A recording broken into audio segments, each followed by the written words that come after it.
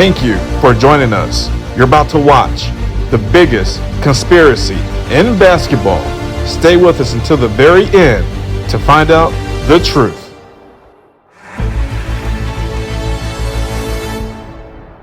Do I get questions from time to time about why not a lower rim? Because in volleyball, for example, the net is lower, and that's facilitated spiking and between the men and women. Exactly. And in basketball, we.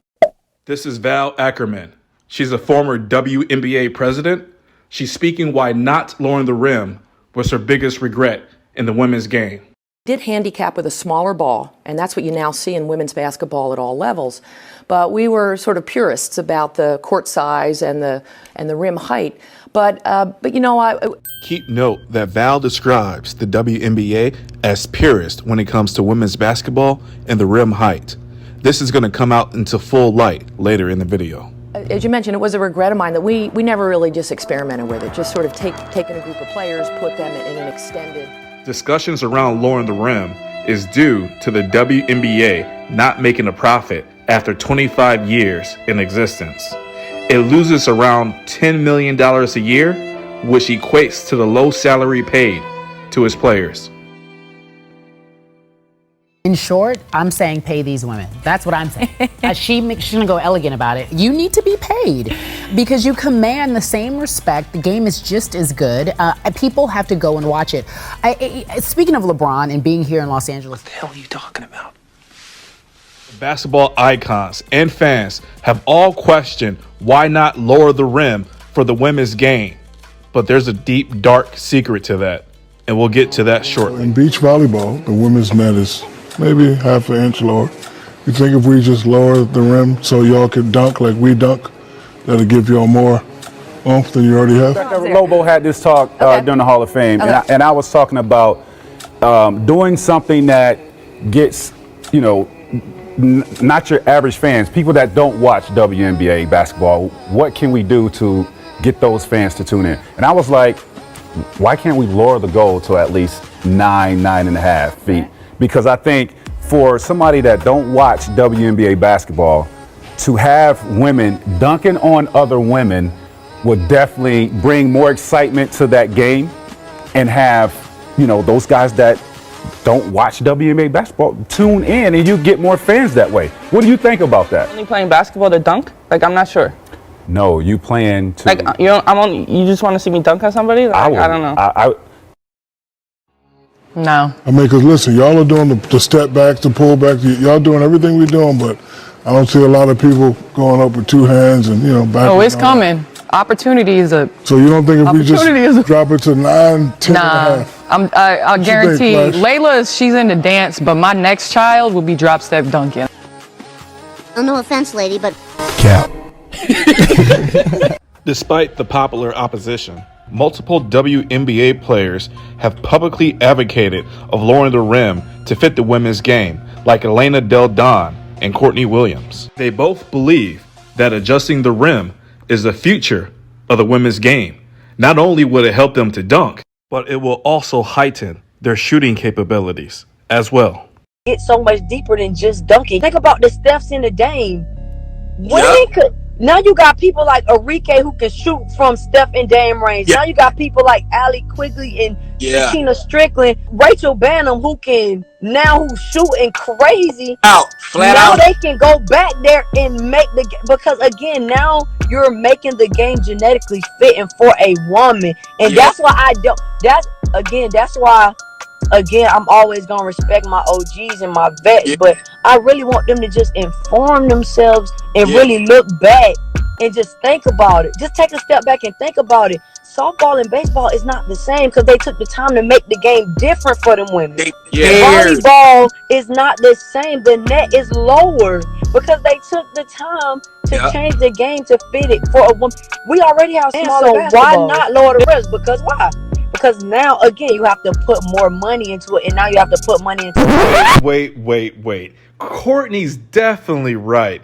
All sports have adjusted to fit the physique of the woman that's playing. Why hasn't basketball? Can you imagine if the founders of basketball actually took the time to implement a lower rim height for the women's game. If the game could have properly developed to account the physiological differences between men and women. For example, like the height difference. In the NBA, the average height is 6'6", while the WNBA is 5'11". Between the two, there is a significant difference in leaping ability. By comparing the best dunker in the WNBA, Brittany Griner, with arguably the best dunker in the NBA, Zach LaVine, we can identify the exact leaping ability between both players and determine a mathematical difference that would indicate a need for a lower rim. When Brittany takes off, she produces 850 pounds of force.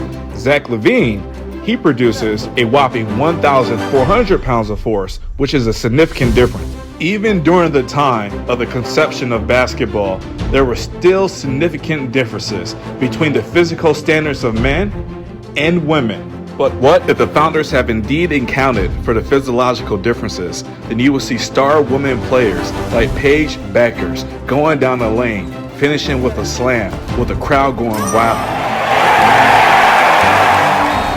With this higher level of popularity, women athletes will be able to afford the finer things in life, like a beautiful mansion, or a decked out yacht, or that dope car collection that they always wanted. Now, what if I told you that this was true? That the founders of basketball did implement a lower rim for the women's game, but then they were robbed. We must go back in time to a time when women's basketball was more popular than men's basketball. A time when women's basketball games was headline of the news media and magazines and in the papers. A time where if you wanted to attend a women's game, you would have to wait in line for hours, double wrapped around the building, all to be lucky enough to sit in the nosebleed section. That's how serious basketball was for the woman. It was a time where 70% of all girls that attended school in America played the game of basketball. Basketball across social, racial, and political barriers. From the rich to the working class, the Native Americans, and even the first generation of black women that were direct descendants from parents that were slaves. We must travel back through time to basketball's creation to seek the truth. This was a time when women's basketball was played 3 feet above the head. Dr. Naismith invented the game of basketball in 1891 with the intent of developing an indoor game to keep the young men busy during the cold winter months. One fine day, he decided to take 2 peach baskets and a soccer ball to his local gymnasium in Springfield, Massachusetts. He searched for a place to hang the peach baskets, and the best spot was a track balcony that circled the gym above the gym floor. The lowest part of the balcony happened to be at 10 feet, which is why today's regulation rim is set at 10 feet. Dr. Naismith stated himself many times that there was no rhyme or reason for the basket to be at 10 feet. Essentially, the rim height was just an arbitrary number that he placed the basket at, in which is the very reason why the basket height was never mentioned in basketball's first rule book or in his detailed court diagram. Although Dr. Naismith invented the game of basketball for the young man, he was forward-thinking in his ideas and envisioned that women would one day pick up the sport. Therefore, by leaving the basket height out of the rule book, it was left for open interpretation for the facility hosting the sport and the players playing the game. However, in basketball's first year of its creation, only men played the sport. Not until nearly a year later, when a young education professor by the name of Cinda Burson pioneered the sport and forged a path for women's basketball. In the year of 1892, Cinda introduced the game of basketball to the women at Smith College. She commissioned the game by hanging 2 baskets on each side of the court, 3 feet above the girl's head, which served as the general rule of thumb for the women's game, which carried on for nearly 4 decades. Most notably, Smith College, which is declared by the WNBA as a home of women's basketball, recently placed on their website their accurate account of the first women's games using the rule 3 feet above the head. With 1 football and 2 wastepaper baskets suspended from the gymnasium ceiling, Berenson introduced 400 Smith students to the game of basketball, eliciting great enthusiasm from the participants. Friday afternoon at the gym, we played a game instead of going through the ordinary performances. 2 wastepaper baskets were hung, one on either side of the gym, about 3 feet above our heads. Hold up. Wait a minute. Friday afternoon at the gym, we played a game instead of going through the ordinary performances. 2 wastepaper baskets were hung, one on either side of the gym, about 3 feet above our heads. I'm sorry, what? Wow. Wow. That's right, we all have been fooled, hoodwinked, and bamboozled. Congratulations. You played yourself. In fact, a further investigation was conducted by a team of researchers and historians to identify the basket height at dozens of all-girls schools across the nation. Physical remains of the girls' gymnasiums and its equipment were deeply analyzed. In addition, during the investigation, dozens of news articles and handwritten notes were discovered that further confirmed the women's basket height was often placed 3 feet above the head and in some cases several feet. All evidence leads to a conclusive fact that the founders of basketball indeed implemented a lower rim for the women's game. Now, you may be questioning, why didn't women's basketball keep a lower rim? Or why did the rim get raised? Why? Well, just follow the money trail.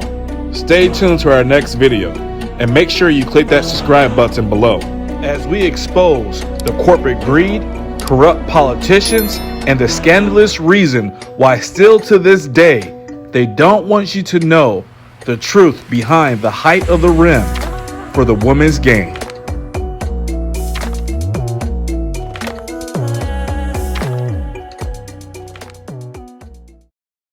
You merely adopted the dark. I was born in it. This video is brought to you by the WPBL, the first and only women's basketball league that honors the 3 feet above the head rule. Please show your support for the WPBL by sharing this video and clicking the link below in the bio to purchase merchandise.